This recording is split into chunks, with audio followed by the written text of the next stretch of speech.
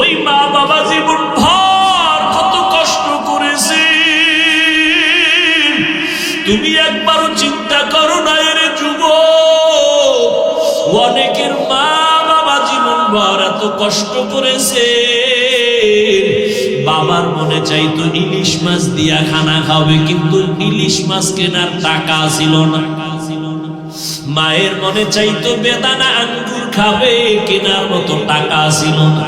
আজকে তুমি তার সন্তান, আজকে তুমি টাকার মালিক, বাড়ি গাড়ির মালিক হয়ে গেছো। তোমার ঘরে এত ফল, ফ্রিজ ভরা এত মাছ, মাছ পচিয়া যায় খাওয়ার মানুষ নাই, ফল নষ্ট হয় খাওয়ার মানুষ নাই। কিন্তু কি লাভ হবে? যেই মা বাবা আফসোস করিয়া গেলেন, তারা সাদা কাপড়ের প্যাকেট হয়ে কবরে আছে।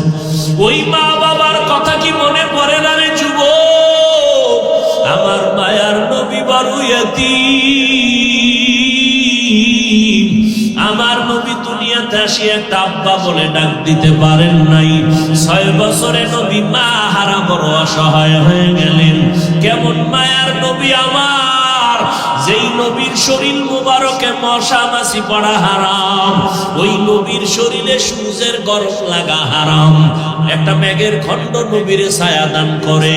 ওই নবী এত দামি নবী আমার, এক জায়গায় কদম রাখলে দীর্ঘ বছর ওখান থেকে মিশকের ঘেরান আসতে থাকে।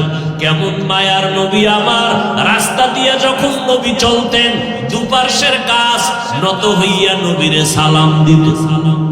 কেমন মায়ার নবীরে বাবা, ওই নবীর শরীরে মশাও পড়ে না, মাছিও পড়ে না, হারাম। কিন্তু সেই নবী তোমার আমার জন্য জীবনটা বিলাইয়া দিলেন। তায়েফের ময়দানে নবী যায় উম্মতের কালেমার দাওয়াত দেওয়ার জন্য।